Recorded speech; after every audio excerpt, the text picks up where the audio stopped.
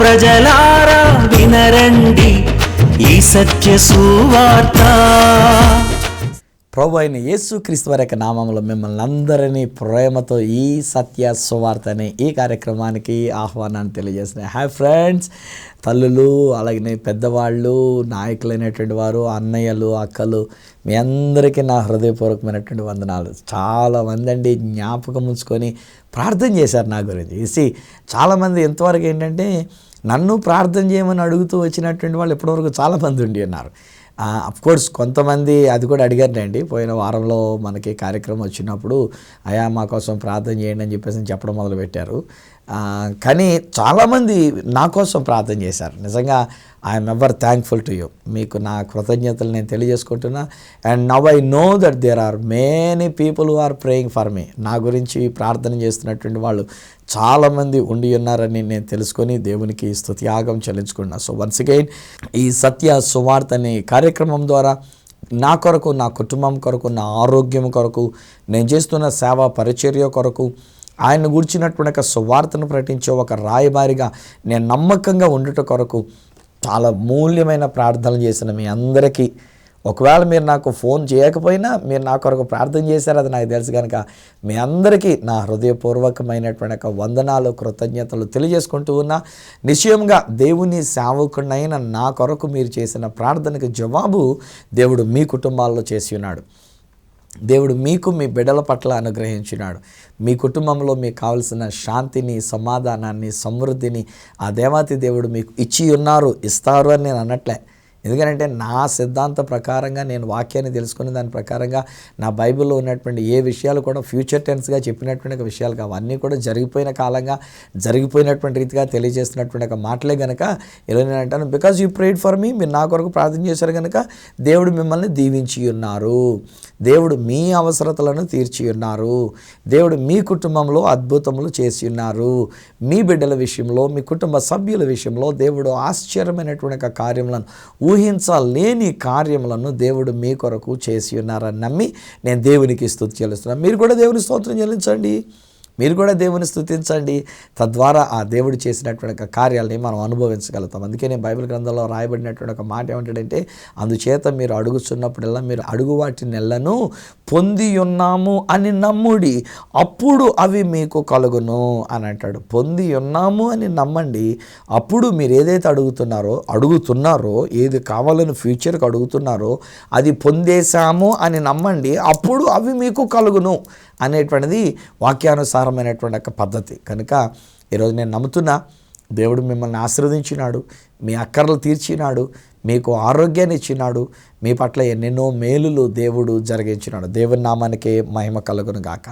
మరి ఈ వారంలో అఫ్కోర్స్ ఒకవేళ అదే కనుక నాకు తారీఖుల ప్రకారంగా 8వ తారీఖు సోమవారం వచ్చి 15వ తారీఖు కూడా సోమవారం వచ్చి ఉండింటే కనుక, సోమవారం వచ్చింది కనుక సోమవారం నాడు నా ప్రోగ్రాం కనుక సోమవారం నాడు ఒకవేళ ఆ విషయాల గురించి మనం చెప్పుకుంటాం. కానీ మరి ఇప్పటికైనా సరే పర్లేదులేండి, మించిపోయింది ఏముంది. మనకి ఈ వారంలో ఉన్నటువంటి ఒక అమూల్యమైనటువంటి ఒక విషయం ఏంటంటే, మన దేశానికి స్వాతంత్రం వచ్చినటువంటి ఒక రోజు. హల్లెలూయా, ఎంత అద్భుతం. నేను ఇజ్రాయెల్ దేశానికి రాయబారిగా, ప్రతినిధిగా నేను వెళుతూ ఉన్నాను కనుక నేను ఇజ్రాయెల్ దేశానికి గురించి ఆలోచన చేసినప్పుడు స్నేహితులారా, 70 సంవత్సరాలు వాళ్ళకి స్వాతంత్రం వచ్చి నిండిపోయినటువంటిది. చాలా ఆశ్చర్యమైన రీతిగా వాళ్ళు కార్యక్రమాలు జరిగించుకుని ఉన్నారు. ఆ యొక్క ఇండిపెండెన్స్ డే సందర్భంగా వాళ్ళు ఎంతో ఘనమైనటువంటి రీతిగా ఎంతో కాలంగా కూడా ఎదురు చూస్తూ వచ్చారు. 70వ వార్షికోత్సవం కనుక, 70వ వారి యొక్క స్వాతంత్ర దినోత్సవం కనుక ఆ రోజు కొరకు అనేటువంటి రీతిగా, ఈవెన్ అందుకనే అమెరికా అధ్యక్షుడు ట్రంప్ అనేటువంటి ఆయన కూడా ఏదో నా వంతు ఉడతా భక్తిగా నేను కూడా మీకు సహాయపడుతున్నాను అనుకొని తన యొక్క ఎంబసీ టెల్ అవీవ్ని తీసుకొచ్చి ఇప్పుడు యెరూషలేంని మీ ముఖ్య పట్టణంగా అంగీకరించాను కదా, కాబట్టి ఈ పుట్టినరోజు సందర్భంగా లేక వార్షికోత్సవ సందర్భంగా మీకు 70 సంవత్సరాలు స్వాతంత్రం వచ్చినటువంటి సందర్భంగా నా యొక్క ఎంబసీ, నా రాయబారి యొక్క కార్యాలయం, నా అంబాసిడర్ యొక్క కార్యాలయం ఇక్కడ యెరూషలేంలో పెడతానని చెప్పేసి అని ట్రంప్ గారు కూడా చేసుకొని వచ్చినాడు. సో ఇజ్రాయెల్ దేశం 70 సంవత్సరాలు నిండినటువంటి వాళ్ళు మనకి 71 సంవత్సరాలు నిండినటువంటిది మనకి. సో ఇలాగున 1947వ సంవత్సరం ఆగస్టు 15వ తేదీన వచ్చినటువంటి స్వాతంత్ర్యాన్ని పురస్కరించుకొని ఇది నన్ను ఒక చిన్న తలంపు నేను మీతో కూడా పంచుకోవాలని ఆశపడుతూ ఉన్నా. ఫ్రెండ్స్, ఒకటండి, ఈ రోజుని ఒకవేళ నా మాటలు వింటున్నటువంటి నా యొక్క తెలుగు ప్రజలు, నా సహోదర సహోదరులైనటువంటి వారికి నేను మనవి చేసే ఒక మాట ఏమిటంటే, ఏమోనండి బాబు, ఇంతకు మునుపు ఇంత ఇలాంటిది లేవుగానండి, ఈ మధ్యన ఒక 4 సంవత్సరాల నుంచి కొంచెం మరీ ఎక్కువైపోతుందండి. మరీను మన భారతదేశీయులైనటువంటి వాళ్ళు, భారతీయులుగా ఉన్నటువంటి క్రైస్తవులైనటువంటి వారి విషయంలో ఇంత విచక్షణగా తేడాగా చూస్తూ వాళ్ళ గురించి మరీ ఏసడింపుగా చేస్తూ, మీ క్రైస్తవులైనటువంటి వారు అమెరికన్ పొండని కొంతమంది అంటారు, మీ క్రైస్తవులైనటువంటి వాళ్ళందరూ ఇజ్రాయెల్ దేశం పొండని కొంతమంది అంటున్నారు. ఈ క్రైస్తవుల మీద చాలా వ్యతిరేకంగా వేరేగా మాట్లాడుతున్నారండి. అట్లా వద్దండి.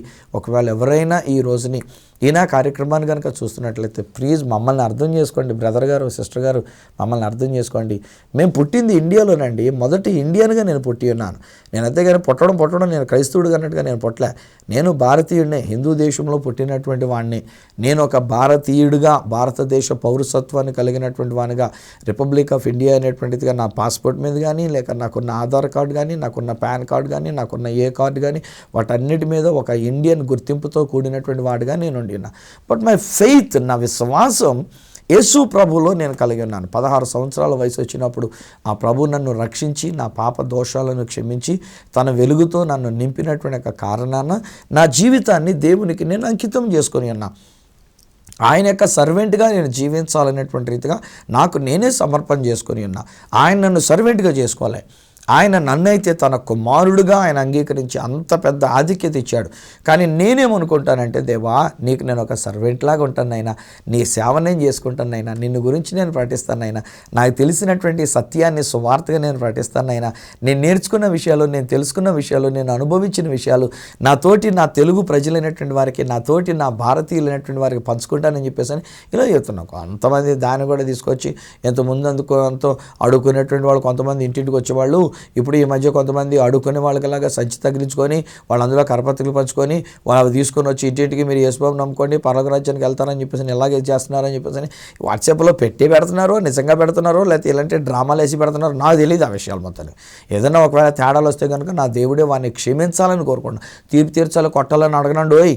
ఒకవేళ అలాగే కనుక నా దేవుడు కొట్టడం జరిగితే కొట్టడం దాకా ఎందుకు, చిన్న చప్పిడి దెబ్బ కూడా కొట్టినా కానీ మనం తట్టుకోలేము. ఎక్కడికి ఎగిరిపడతామో, ఎక్కడేమైపోతామో, కానీ మనకు జీవితం, మనకు పరిస్థితులు అనేటువంటి. సో ఈ రోజుని నా తెలుగు ప్రజలైనటువంటి వారికి, నా భారతదేశ ప్రజలైనటువంటి వారికి సవినయంగా నేను మనవి చేసుకున్నటువంటి ఒక మాట ఏమిటంటే, మొదట నేను భారతీయుడను, ఆ తదుపరే నా విశ్వాసమును బట్టి యేసు ప్రభుని అంగీకరించి క్రీస్తులాగా జీవించాలనుకుని క్రీస్తు దాసుడను, క్రీస్తు యొక్క సేవకుడనుగా నేను జీవిస్తూ ఉన్నాను.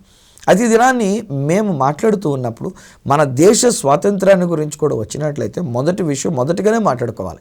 మనకి బ్రిటిష్ వాళ్ళు అయినటువంటి వాళ్ళు మొట్టమొదటిసారిగా మనకు భారతదేశానికి వచ్చేటప్పుడు మిరియాల వ్యాపారం, యాలకుల వ్యాపారం, లవంగాయల వ్యాపారం, ఈ వ్యాపారం చేయడానికి వచ్చారు. ఆ రోజుల్లో వారు వచ్చినప్పుడు కాబట్టి వారు వస్తా కొంతకాలం అయిన తర్వాత వాళ్ళు కొంతమంది తుపాకీలు పట్టుకున్న మిలిటరీ వాళ్ళని, సైనికులను కూడా తెచ్చుకున్నారు. ఆ తర్వాత వాళ్ళతో పాటే ఒక చాప్లైన్ అనేటువంటి రీతిగా ఒక సేవకుని కూడా తెచ్చుకున్నారు వాళ్ళకి ప్రార్థన చేయడానికి. బ్రిటిష్ వాళ్ళు అనేటువంటి వాళ్ళు ఓ ప్రక్కన తుపాకీలు పట్టుకున్నటువంటి వాళ్ళు వస్తూ ఉంటుండగా మధ్యలో ఈ చాప్లైన్ గారు దేవుని యొక్క ప్రేమల గురించి చెప్పేవాడు. మన భారతీయులు అనేటువంటి వారు వినేటప్పుడు తుపాకీలు పట్టుకున్నటువంటి వాళ్ళు 2-3 అక్కడ పక్కన నిలబడి ఉంటుండగా ఈయన చెప్తున్నట్టే, అయ్యా మేము దానికి ఒప్పుకుంటాం అయ్యా అని చెప్పేసి ఆయన తలకాయ వంచేసుకొని మన వాళ్ళు ఒప్పుకున్నట్టుగా కొంతమంది అలా తయారయ్యారు. అందుకనే రాను తర్వాత కాలంలో కూడా మీరు తుపాకీలు పట్టుకొని తీసుకొని వచ్చే సువార్తను పట్టిస్తే మేము అది భయపడి అంగీకరించాము కానీ మా హృదయపూర్వకంగా అంగీకరించింది కాదు అని అంటారు. ప్లస్ ఇతర దేశాల్లో ఉన్నటువంటి వాళ్ళు వాళ్ళ యొక్క తినే విధానాలు వేరేగా ఉంటూ వచ్చినవి. మన భారతదేశపు సాంప్రదాయం, మనకున్నటువంటి ఒక విధానం, మన ఆహార పదార్థాలు ఇవి వేరేగా ఉంటూ వచ్చినాయి. వాళ్ళు ఆ రకమైనటువంటి కచ్చడా తిండి లాంటి తిండి తింటూ వాళ్ళు వచ్చి యేసుప్రభుని గురించి నమ్ముకొని ఇలా పరలోక రాజ్యం వస్తుంది అనేటువంటిది చెప్తుంటే మన వాళ్ళలో ఒక విధమైనటువంటి ఏహ్య భావం అనేటువంటిది వాళ్ళలో తయారైంది. వీళ్ళు ఎలాంటి మాంసాలు తినేటువంటి వాళ్ళు, వీళ్ళు ఎలాంటి కచ్చడా తిండి తినేటువంటి వాళ్ళు, వీళ్ళ తిండి సరైనటువంటి విధానమైనటువంటిది కాదు, ఒక క్రమశిక్షణతో కూడినటువంటిది కాదు. ఇలాంటి వాళ్ళు వచ్చి మనకు చెప్తున్నటువంటిదని ఒక విధమైన అసహ్యం వాళ్ళలో పెంచుకున్నాను. బట్ ఏ మాటకి ఆ మాటే చెప్పాలండి, మనకి ఆ బ్రిటిష్ వాళ్ళు అయినటువంటి వారు వచ్చినందు చేతనే మనకు దేశంలో మంచి రోడ్లు సదుపాయాలు అనేటువంటివి మనకు కలిగినాయి కదా. ఆ బ్రిటిష్ వాళ్ళు వచ్చినందు చేతనే మనకు రైలు నిర్మాణం అనేటువంటిది, రైలు బండ్లు ప్రయాణం అనేటువంటిది, రైల్వే రోడ్డు అనేటువంటిది అది కూడా వేయటం జరిగింది. కలకత్తా నుంచి మద్రాసు వరకు ఇలాగున్న వివిధమైనటువంటి రూట్లన్నీ కూడా వాళ్ళు వేసి వాళ్ళు ప్రయాణం, వాస్తవానికి అది వాళ్ళ స్వార్థానికి, వాళ్ళు బొగ్గు తీసుకుపోవడానికో, లేకపోతే మిరియాలు తీసుకెళ్ళడానికో, లేకపోతే యాలకులు తీసుకెళ్ళడానికో, లవంగాలు తీసుకెళ్ళడానికో, ఇందుకొరకు వాళ్ళు రోడ్లు వేసుకునేటువంటిది, ఇందుకొరకు వాళ్ళు రైలు బండ్లు వాళ్ళు రైలు మార్గం ఏర్పాటు చేసుకునేటువంటిది. కానీ ఒక విధంగా చెప్తే మరి ఈ రోజుని మనం వాటిలన్నిటినీ అనుభవిస్తూ అప్పటి రోజుల్లో వారు వేసినటువంటి బ్రిడ్జిల మీదనే మన రోడ్లు వెళ్తున్నాయి, ఇంకాను ఆ బ్రిడ్జిల మీదనే మన రైలు బండ్లు వెళ్తున్నాయి. అంతేకాదు వాళ్ళు వచ్చి చేసినటువంటి ఒక విషయాలకి మరలా కూడా ఇంకా చెప్పాలంటే స్నేహితులారా, మన దేశంలో మనకి ఏదైనా కొంచెం బలహీనత వస్తే ఆ బలహీనతో చచ్చిపోవడమే జరిగేది. మలేరియా వచ్చినా, టైఫాయిడ్ వచ్చినా, కుష్ఠవ్యాధి వచ్చినా, ఇలాంటి వాటితో ఆ మనుషులు చచ్చిపోవడమే తప్ప నయమైనటువంటిది కాలేకపోయింది. కానీ వాళ్ళే కదా తీసుకొచ్చారు, ఆసుపత్రులు పరిచయం చేశారు. ప్రతి ఊరిలో ఒక మంచి మిషన్ హాస్పిటల్ అని చెప్పేసి అని ఒక ఆసుపత్రి కట్టి ఉచితంగా వాళ్ళకి వైద్య సదుపాయం. ఈ రోజున కార్పొరేట్ హాస్పిటల్కి వెళ్తే వెళ్ళినంటే ముందు అక్కడ ₹1,00,000 కట్టు, అప్పుడు నేను ట్రీట్మెంట్ చేస్తామన్నారు. ఎంత దారుణం అండి. కానీ నేను వింటున్నా కొన్ని ఆసుపత్రుల్లో, పలానా పేరు అని నేను చెప్పలేను కానండి, బట్ చాలా ఆసుపత్రులు ఎలా ఉన్నారంటే మనిషి చచ్చిపోతూ ఉండంటే మనం సీరియస్ అనుకుని కంగారుగా తీసుకెళ్తే వాళ్ళు ముందేమంటారు, ముందు అక్కడ ₹2,00,000 అక్కడ కట్టేసి రావయ్యా, అప్పుడు తీసుకెళ్తాం లోపలికి పేషెంట్ని అని చెప్పేసి అని అక్కడ ఉంచేసి పేషెంట్ని 2 లక్షలు కట్టినటువంటి రసీదు చూపించాక తీసుకెళ్ళి ఇదంతా అయిన తర్వాత లోపల చేసినంతసేపు చేసి ఇంకా 4 రోజులు అక్కడ లోపలే ఉంచేసి మళ్ళీ ఎవరిని లోపలికి వెళ్ళినకుండా చేసి వారం రోజులు బిల్లు అంతా మళ్ళీ కట్టించి, బిల్లు కట్టించిన తర్వాత కళ్ళద్దాలు చూసుకుంటూ బయటకు వచ్చి అంటాడు, అయ్యో సారీ అయ్యా, మేము చేయవలసిన పని అంతా మేము ప్రయత్నం చేసాం కానీ దక్కలేదు, తీసుకెళ్ళిపోండి బాడీని. ఇన్ని రోజులు ఏం చేశారు అక్కడ లోపల? బాడీగానే ఉంది, చచ్చిపోయాడు. అలా ఆల్రెడీ 3-4 రోజులు చచ్చిపోయి ఉంటుంటాడు. ఎంగాను మనకు చూపించా వెంటిలేటర్ పెట్టిన చేత పొట్ట కదులుతుంటాడు, బతికే ఉన్నాడు అనుకున్న రకమైన ఆసుపత్రులు ఈనాడు తయారైనటువంటిది. అందరూ అలా ఉంటారని అనలేను, అనడానికి తెగించలేను కూడాను. కొంతమంది మంచి డాక్టర్స్ ఉన్నారు, కొంతమంది మంచి హాస్పిటల్స్ ఉన్నాయి. అలాంటి వాళ్ళు ఏంటంటే డబ్బు కంటే ముందు వచ్చిన పేషెంట్కి వైద్యం చేయడానికి అయినటువంటి రీతిగా. కానీ ఏ మాటగా మాట చెప్పాల్సి వస్తే మరి ఆనాడు బ్రిటిష్ వాళ్ళు అయినటువంటి వాళ్ళు అలాంటి మంచి వైద్యం మనకు చేసినటువంటి వాళ్ళు కదండి. ఇప్పుడు కూడా మనకు ఆ వైద్యం అయినటువంటిది, ఆ మిషన్ హాస్పిటల్ సంబంధించినటువంటి వైద్యం సూపర్ అని బాబాయంగాను. ఇప్పటికి ఇంకా కొంతమంది చెప్తారు, ఆ హాస్పిటల్కి వెళ్తేనండి అక్కడ డాక్టర్ గారు అలా ముట్టుకుంటేనండి చేస్తే చాలండి బాబు, మెడిసిన్ ఇవ్వకపోయినా కానీ ఆవిడ చేసి మాట్లాడితే. మా ఊర్లో అండి, మా కాకివీడు మాది, మా ఊర్లో అక్కడ జానకమ్మ గారు అని చెప్పేసి ఒక ఆవిడ ఉండేవారు. అందరూ ఇక్కడికే వచ్చేవారు, జానకమ్మ హాస్పిటల్. యాక్చువల్లీ దాని పేరు స్టార్ ఆఫ్ హోప్ హాస్పిటల్ అని ఉంటే ఆ స్టార్ ఆఫ్ హోప్ హాస్పిటల్ అన్నీ పోయినాయి, ఎవరికి పెద్దది గుర్తులేదు. అందరికీ తెలిసింది ఏంటంటే జానకమ్మ హాస్పిటల్. ఎందుకంటే ఆ డాక్టర్ జానకమ్మ గారు అలా ముట్టుకుంటే చాలండి, ఆవిడ ప్రేమతో అలా మాట్లాడితే చాలండి, ఆమె అలా పలకరించి అలా స్పృశిస్తే చాలండి, జబ్బున ఏమైపోయి జనాలు వెళ్ళిపోతూ ఉండేవాళ్ళు. అలాంటి ఆసుపత్రులు నిర్మించారు బ్రిటిష్ వాళ్ళు, మనకు వైద్య సేవలు చేశారు, మనల్ని బ్రతికించారు. అంతేనంటారా? నిజానికి ఒకనొకప్పుడండి మనకు భారతదేశంలో ఉన్న ఈ కులతత్వం అనేటువంటిది కొంతమందిని అంటరాని వాళ్ళుగా పరిగణించేసి వాళ్ళకు ఒక విద్య కానీ, వాళ్ళకు ఒక విధానం కానీ, వాళ్ళకు ఒక మంచి విధానం కానీ, స్థితిగతులు కానీ లేకుండా చేసి వాళ్ళు కేవలం గోచి పెట్టుకొని ఉండాలి, వెనకాల ఒక తాటే కట్టుకోవాలి, ముందు ఒక ముంత కట్టుకోవాలి, ఇలాంటి భయంకరమైనటువంటి విచక్షణ చూపిస్తూ మన యొక్క దేశంలో ఉన్నటువంటి కులం అనేటువంటిది ఎంత భయంకరంగా ఉంటుండేదండి. కానీ ఆ మాట చెప్పాల్సి వస్తేనండి, మరి బ్రిటిషర్లు వచ్చిన తర్వాతనే కదా వాళ్ళు మనకు విద్యా విధానం అనేటువంటిది పరిచయం చేశారు, ఫ్రీగా విద్యా విధానాన్ని తెలియజెప్తూ ఉన్నారు. ఇది కూడా అంతేనండి బాబు, ఇది కూడా అంతేనండి. ఇప్పుడు ఈ మధ్యలో మనం చూస్తుంటే చదువు కొనడం అంట. ఇప్పుడు మొన్న ఏదో ఒక వాట్సాప్లో ఒక మెసేజ్ వచ్చింది, వరే ఏకలవ్యుడికి మీకు తేడా ఏంటంటే ఏకలవ్యుడు వేలు కోసుకొని మరి తన విద్యను అభ్యసించినాడంట. ఏకలవ్యుడైనటువంటి వాడు తన వేలు కోసుకొని మరి విద్యను అభ్యసించి వేలు కోసుకున్నాక. కానీ ఇప్పుడు వేలు పోసి కొనుక్కొని చదువుకోవాల్సి వస్తుంది. అంగని రోజున మనం వేలు కొమ్మరించవలసి వస్తుందండి. ఈవెన్ ఫస్ట్ క్లాస్లో చేర్పించడానికి కూడా కొన్ని ₹1,000 అయిపోయినాయి కదండి ఈ రోజు. కార్పొరేట్ స్కూల్స్ అనేటువంటి వాటిలో ఏ స్కూల్స్ కానివ్వండి, ఇప్పుడు అన్ని ఇంగ్లీష్ మీడియం స్కూల్స్, ఇప్పుడు అన్ని కార్పొరేట్ స్కూల్స్. ఇప్పుడు అందులో మనకి సీట్ రావాలంటే ఇన్ని లక్షలు, మనకు ఫలానా సీట్ రావాలంటే ఇన్ని లక్షలు, ఒకవేళ ఇంకా ఎంతెంత రీతిగా అనేటువంటి రీతిగా దాన్ని ఖర్చు పెడుతూ ఉన్నారు, డబ్బుతో కొనుక్కున్నటువంటి. కానీ ఆ రోజుల్లో అండి ఫ్రీగా విద్యా విధానాన్ని పెట్టి ఉన్నారు, అందరికీ చదువు చెప్పించున్నారు, అందరినీ సమానంగా చూస్తున్నారు. ఈ కులం ఆ కులం అనేటువంటి తేడా లేకుండా చేసుకొని మనుషులందరికీ చక్కనైనటువంటి విద్యా విధానాన్ని చేసి ఉన్నారు. కనుకనే ఇప్పుడు లేరులేండి మా నాన్నోళ్ళు అయినటువంటి వారు అనగా ఇప్పుడు నేను 58, మా నాన్నగారు అంటే బహుశా 75-80 సంవత్సరాలు ఆ వయసు కలిగినటువంటి వాళ్ళని అడిగితే వాళ్ళు చెప్తారండి, మేము మిషన్ స్కూల్లోనే చదువుకున్నామండి, మాకు విద్యాబోధన మనల్ని పెట్టినటువంటి వాళ్ళు వారండి. ఆ బ్రిటిష్ వాళ్ళ యొక్క పుణ్యం అంటూనే ఈరోజు మేము చదువుకోగలిగాము, మేము ఉపాధ్యాయులం అయ్యాము, మేము పలానా వాళ్ళం అయ్యాము, మేము పలానా ఉద్యోగాలు చేసామని వాళ్ళు చెప్తారు. 80 సంవత్సరాలు పైబడిన వాళ్ళు ఇంకెవరన్నా కనుక బతుకున్నట్లయితే, ఇప్పుడు ఉన్నటువంటి వాళ్ళందరూ కూడా మనం డబ్బులతో కొనుక్కునేటువంటి విద్య, చదివినా చదవకపోయినా కానీ మార్కులు వేస్తే మన సర్టిఫికేట్లు తీసుకుని ఆ తర్వాత మనుషులు చంపేస్తున్నాం మనకు ఉన్నటువంటి విద్యా విధానంలో. కానీ మాటకు వస్తేనండి, బ్రిటిష్ వాళ్ళు ఎన్ని చేసినా మన మీద పరిపాలన చేశారు. వాళ్ళు మనల్ని అణచడానికి ప్రయత్నం చేశారు. తుపాకులు పట్టుకొని మన మీద గురి పెట్టుకుంటూ మొదలుపెట్టారు. మనల్ని దోచుకుంటూ మొదలుపెట్టారు. మన దగ్గర ఉన్న వనరులన్నీ దోచుకుంటూ మొదలుపెట్టారు. అందుకని ఆనాటి పితరులైనటువంటి వాళ్ళు, పెద్దలైనటువంటి వారు కొందరు పేరు మనకందరూ తెలుసు. సో ఆ ప్రకారంగా వాళ్ళు పోరాడి గుండెలను అప్పగించి కాల్చుకుంటే కాల్చుకో, చీల్చుకుంటే చీల్చుకో అని చెప్పేసి అనుకొని చేసి అలాగున్న దాన్ని వారిని ఎదిరించి బ్రిటిష్ వాళ్ళని తరిమి కొట్టి ఈ రోజున మన దేశానికి స్వాతంత్రం తీసుకొని వచ్చినారు. Hallelujah, I am proud of my country. నా భారతదేశాన్ని గురించి నేను ఎంతగానో చేస్తుంటాను. యూనో వన్ థింగ్, మీకు తెలుసా, ఎప్పుడైనా మన ప్రోగ్రాంలో కూడా నేను ఇజ్రాయెల్ దేశానికి తీసుకుని వెళ్ళేటువంటి ఒక బ్యాచ్లు కనుక మీరు చూస్తే, మేము జోర్డాన్ దేశానికి వెళ్తాం, ఇజ్రాయెల్ దేశానికి వెళ్తాం, పాలస్తీనా దేశంలో తిరుగుతాం, ఐగుప్తు దేశంలో తిరుగుతాం. ఈ 4 దేశాల్లో కూడా మన భారతదేశపు జెండా పట్టుకొని నేను వెళ్తాంటే హల్లెలూయా, నాకు ఎంత ఆనందమో చెప్పలేను బాబాయ్ గాను, ఎంత గర్వకారణమో నేను చెప్పలేను బాబాయ్ గాను. ఆ జెండా పట్టుకొని నేనే దాన్ని పైకెత్తి, ఒక ప్రక్కన ఏంటంటే మా టీంకి నేను లీడర్గా వెళ్తున్నాను అన్నట్టుగా జెండా చూపించుకుంటూ వెళ్తున్నాను ఒక పక్క అర్థం.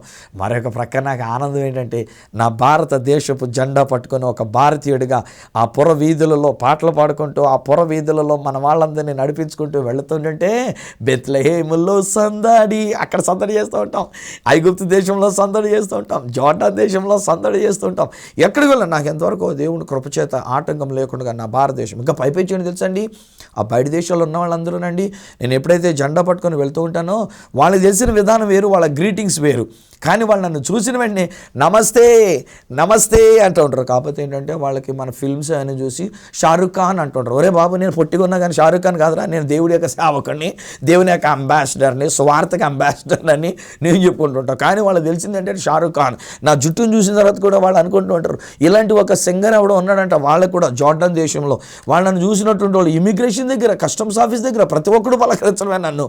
ప్రతి ఒక్కడు వాడి భాషలో మళ్ళీ మా గైడ్లు అనేటువంటి చెప్తే మళ్ళీ వీడు నాకు చెప్తుంటాడు, ఇలాంటి జుట్టు కలిగినటువంటి వాడు మాకు ఒకప్పుడు ఉండేవాడు సినీ సింగరు, మాకు ఒకప్పుడు ఉండేవాడు సినీ యాక్టర్ ఒకడు, కనుక ఇప్పుడు నీ జుట్టును చూసి నువ్వు ఏం ఆడతావు అని చెప్పేసి అడుగుతున్నాను. ఎంత గౌరవంగా పలకరిస్తారో. I am proud of being an Indian అండి. ఈరోజు కూడా నేను చెప్తానండి, భారతీయుడు అయినందుకు నేను అతిశయిస్తున్నా. నేను మొదట పుట్టిన ఈ దేహం భారతీయుడిగా పుట్టినటువంటి యొక్క దేహం, లోపల ఆత్మ నా దేవుని కొరకు తహతహలాడుతున్నటువంటి ఆత్మ. ఆ దేవుని యొక్క ఆత్మ నన్ను రక్షించి ఉన్నది. ఆ దేవుని యొక్క పరిశుద్ధాత్మ, పరిశుద్ధమైన వాక్యం నన్ను బ్రతికించి ఉంచి ఉన్నది. ఈరోజు నీ ఆ యొక్క వాక్యమే నన్ను ఒక స్వతంత్రునిగా చేసి ఉన్నది. ఈరోజు నేను స్వతంత్ర దేశంలోనే పుట్టాను. నేను పుట్టింది 1960లో. సో 1947లోనే మనకు స్వాతంత్రం వచ్చింది కనుక స్వాతంత్రం కలిగినటువంటి దేశంలోనే నేను పుట్టి ఉన్నా. స్వాతంత్రం వచ్చాకే నేను పుట్టి ఉన్నా. కానీ నేను పాపములో జీవించినంతకాలం నేను పాపానికి దాసుడనని నా బైబిల్ గ్రంథం తెలియజేస్తోంది. ప్రభు అయిన యేసుక్రీస్తు వారు ఒకానొక సమయంలో ఆయన యూదులైనటువంటి వారితో మాట్లాడుతూ, వారి అబ్బాయి యూదులారా, మీరు సత్యమును తెలుసుకుంటారు, మీరు నా వాక్యమందు నిలిచి ఉన్నట్లయితే మీరు సత్యమును గ్రహిస్తారు, అప్పుడు మీరు గ్రహించిన సత్యము మిమ్మల్ని స్వతంత్రులుగా చేస్తుంది. ఇప్పటికి కూడానండి యూదుల విషయంలో నేను బాధపడేటువంటి ఒక మాట ఏంటంటే, నేను తెలుసుకున్న సత్యమైన యేసుని వాళ్ళు ఇంకా తెలుసుకోలేకపోయారు. అక్కడే పుట్టి పెరిగినటువంటి వాడు యేసుక్రీస్తు వారు. కానీ వారికి ఉన్న యొక్క ఆచారం, వారికి ఉన్నటువంటి యొక్క పద్ధతులు, వారి యొక్క మతనిష్ట, వారి యొక్క మత మౌఢ్యం, ఇలాంటివన్నీ ఏం చేసినంటే సత్యాన్ని తెలుసుకోనివ్వకుండా వారిని అందులోనుగా చేసినటువంటివి. కానీ ఈరోజు నా యేసు నాకు సత్యమై ఉన్నాడు. అందుకని యేసుని గురించిన సువార్తని ఈ సత్య సువార్తగా నేను ప్రకటిస్తున్నా. కంకణం కట్టుకున్నానండి. నో మ్యాటర్ వాట్, ఒకవేళ నాకు ఎదురుగుండగా చిలిపి చేష్టలు చేసేవాళ్ళు కనబడినా, నాకు ఎదురుగుండగా అల్లరి చేసేవాళ్ళు కనబడినా, నేను ఎప్పుడైనా ఎక్కడైనా సభలో నేను మాట్లాడుతున్నప్పుడు కొంతమంది యాసాలు వేసేటువంటి వాళ్ళు కనబడినా, ఒకవేళ ఎవరైనా తాగేసి వచ్చి తందనాలు ఆడినా, ఒకవేళ ఎవరైనా కనుక అసభ్యంగా అక్కడ ప్రవర్తించినా, I don't look at that. దాన్ని నేను చూడట్లే.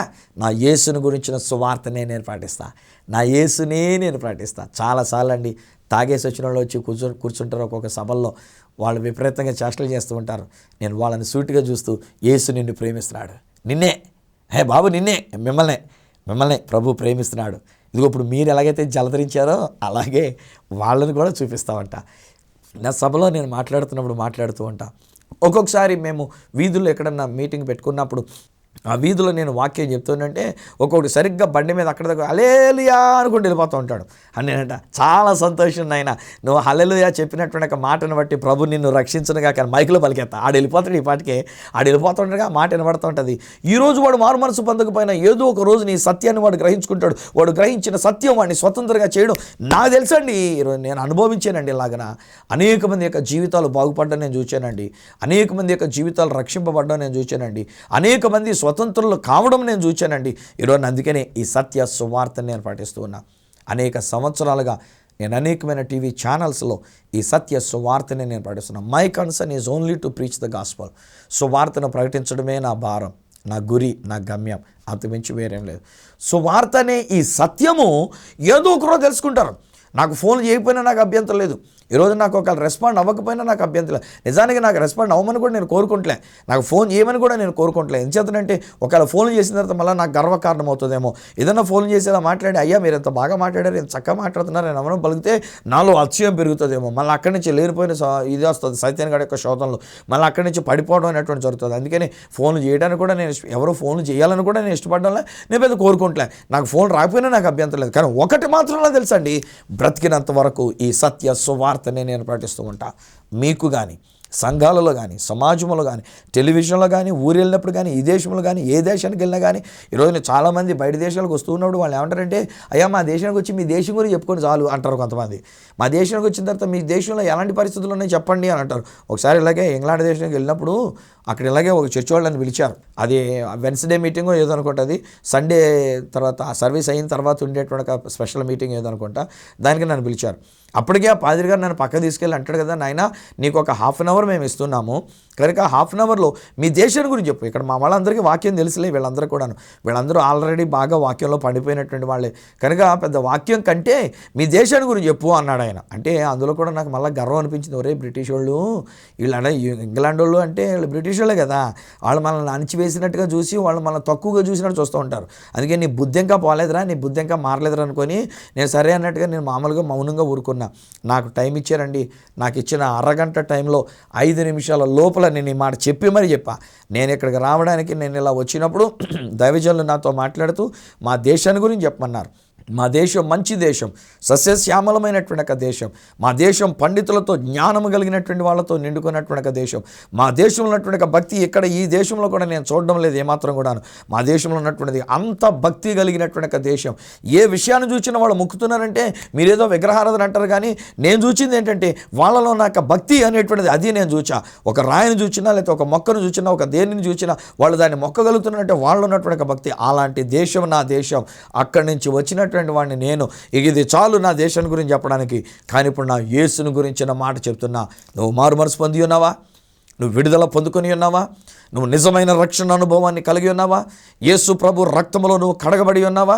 ఏదో పెద్ద తెల్ల దొరనని చెప్పేసని, లేదా నేను ఏదో పెద్ద మంచి విశ్వాసినని చెప్పేసని, నేనేదో ఇక్కడ ఈ దేశంలో ఉన్నాను కనుక నాకు అన్నీ ఉన్నాయి, నాకు డబ్బులు ఉన్నాయి, నాకు ఆరోగ్యం ఉంది, నాకు వసతులు ఉన్నాయి, నాకు సౌకర్యం ఉంది, అవుంది ఇవ్వంది అనుకుంటున్నావు. నీకు అక్కడ ప్లేస్ ఉందా అని ఈ టైప్లో నేను మాట్లాడుతూ, ఇదిగో నీ కొరకు అలాంటి స్థలం సిద్ధపరచడానికి యేసు వచ్చినాడు. ఆయన చనిపోయి సమాధి చేయబడి తిరిగి లేచి మరలా వెళ్ళి ఉన్నాడు. ఆయన మరలా తిరిగి త్వరగా రాబోతున్నాడు. తానుండు స్థలంలో మనం ఉండడానికి, మనల్ని తీసుకుని వెళ్ళడానికి రాబోతున్నాడు. కనుక మనం అందరం అలా సిద్ధపడిన వారం ఉండాలి.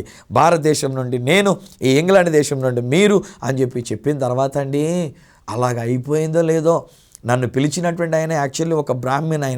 ఆయన ప్రభువుని నమ్ముకొని అక్కడ దేవుని కొరకు వాడబడుతున్నారు. వయసులో చాలా పెద్ద ఆయన అయిపోయిన వెంటనే గబగబా వచ్చేసి నన్ను ఎత్తుకొని గిరగర తిప్పేశాడండి బాబాయ్ గాను. పెద్ద అయిన వయసులోని నన్ను ఎత్తుకొని గిరగర తిప్పి అంటాడు, నాయనా మన దేశ పరువు కాపాడవరా నాయన, మన దేశ పౌరుషాన్ని నువ్వు కాపాడవరా నాయన అని చెప్పేసి అని ఎత్తుకొని గిరగర తిప్పారండి. ఈరోజు నేను చెప్తున్నా, I am proud of my country. నా భారతదేశానికి దేవుడిచ్చిన స్వాతంత్ర్యాన్ని బట్టి నేను సంతోషిస్తున్నా.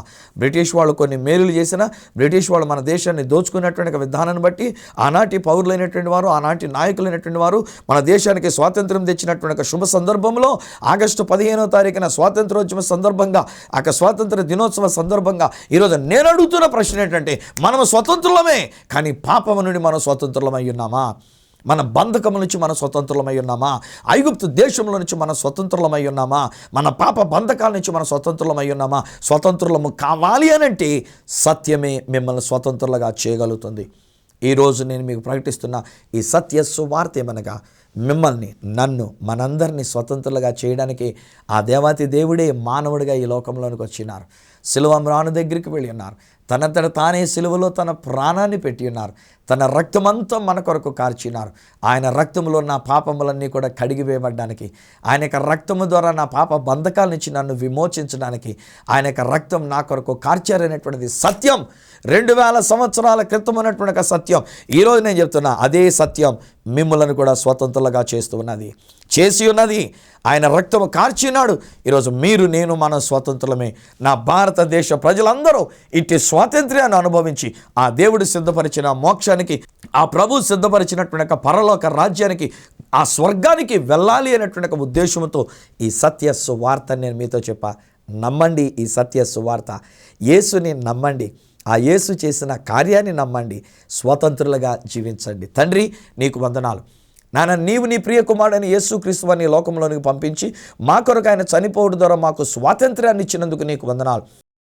ఎందరైతే నా మాటలు విని ఉన్నారో మరముఖ్యంగా నా భారతదేశ ప్రజలందరికీ ఇట్టి స్వాతంత్రాన్ని ఇచ్చేసినందుకు నీకు వందనాలు. ఓన్లీ థింగ్ ఈజ్ మా కళ్ళు మూయబడిన యూదులైనటువంటి వారు కళ్ళు మూయబడినట్లుగా, యూదులు ఇంకా సత్యాన్ని తెలుసుకోనన్నట్లుగా ఈరోజున మాలో కూడా కొంతమందినైనా మేము సత్యాన్ని తెలుసుకోలేక మా మతంతో, మా మత పౌరుషంతో మేము ఉంటూ వచ్చినాం. కానీ దినాన్ని నిన్ను గురించిన సత్య సువార్త నేను ప్రకటించా. మీరు మా కొరకు సిలువలో చనిపోయారు. మీరు మా కొరకు మీ రక్తాన్ని కార్చారు. మీ రక్తములో మమ్మల్ని కడిగి పవిత్రపరిచి ఉన్నారు. నేను మీరు కార్చిన రక్తము ద్వారా సిలువలో మీరు చనిపోయినటువంటి మరణము, పునరుత్థానముల ద్వారా మాకు విమోచన, విడుదల ఇచ్చారు గనక నీకు వందనాలు, నీకు స్తోత్రాలు మేము చెల్లించుకుంటున్నాం. యేసు శక్తిగల నామంలో ఈ బిడ్డలందరినీ దీవిస్తున్నా, ఈ కుటుంబాన్ని దీవిస్తున్నా. ఎవరింకా ఏ బంధకాలతో ఉండి ఉన్నారు, ఏ చెడు వ్యసనాలకు బానిసగా ఉండి ఉన్నారు, ఏ పాపానికి దాసులుగా ఉండి ఉన్నారు, వాటి నుంచి విడుదల వీరికి నేను ప్రకటిస్తూ యేసు నామమున ప్రార్థించి పొంది ఉన్నాము తండ్రి. ఆమేన్. తండ్రి, కుమార, పరిశుద్ధాత్మలను దేవదేవుని దీవెన, ఆశీర్వాదం మన యావత్ భారతదేశ ప్రజలందరికీ, మరి ముఖ్యంగా ఈ రోజున ఈ కార్యక్రమాన్ని తిలకిస్తున్నటువంటి మీకు, మీ కుటుంబానికి తోడయుండి మిమ్మల్ని స్వతంత్రులనుగా చేసి, పాపము నుంచి విడుదల కలిగించి, స్వర్గానికి వారసులుగా చేసి మిమ్మును నడిపించును గాక. Amen, amen. వెల్ స్నేహితులారా, మీ అందరు కూడా మన యొక్క ఇండిపెండెన్స్ డే సందర్భంగా ముందుగానే 2 రోజుల ముందుగానే స్వాతంత్ర దిన శుభాల్ని, ఆశీస్సుల్ని ప్రభు నామంలో మీకు నేను తెలియజేస్తున్నా. ఈ విషయంలో మీరు పొందుకున్న మేలు నాతో పంచుకోవాలని కోరుకున్నా, లేక మీకు ఏదైనా కష్టం ఉంటే మీ కష్టాలను నాతో తెలియజెప్పాలని కోరుకున్నా. నా అడ్రస్ ఈ సత్య సువార్త, సామర్లకోట 533440, తూర్పుగోదావరి జిల్లా, ఆంధ్రప్రదేశ్. అడ్రస్ మరొకసారి చెప్తూ ఉన్నా. ఈ సత్య సువార్త, సామర్లకోట్ 533440, ఈస్ట్ గోదావరి డిస్ట్రిక్ట్, ఆంధ్రప్రదేశ్. అప్పటికి ఒకవేళ నాతో మీరు ఫోన్లో మాట్లాడాలని కోరుకున్నట్లయితే నా ఫోన్ నెంబర్స్ 9848110907, 94400409992, 8885527662. ఒకవేళ నాకు ఈమెయిల్ చేయాలనుకున్నట్లయితే నా ఈమెయిల్ ఐడి ఈ satyasuvarta@gmail.com. మళ్ళీ వచ్చే వారం ఈ సత్య సువార్త కార్యక్రమంలో మిమ్మల్ని కలుసుకొని మరొక అద్భుతమైన సువర్తమానంతో మీ ముందుకు వచ్చేటంత వరకు మిమ్మల్ని అందరినీ మనకు స్వాతంత్ర్యాన్ని దయచేసిన ఆ దేవాతి దేవుని చేతులకే మిమ్మల్ని అప్పగిస్తూ మీ దగ్గర సెలవు తీసుకుంటున్న మీ ప్రియ సహోదరుడు ఈ సత్య సువార్త రాజు.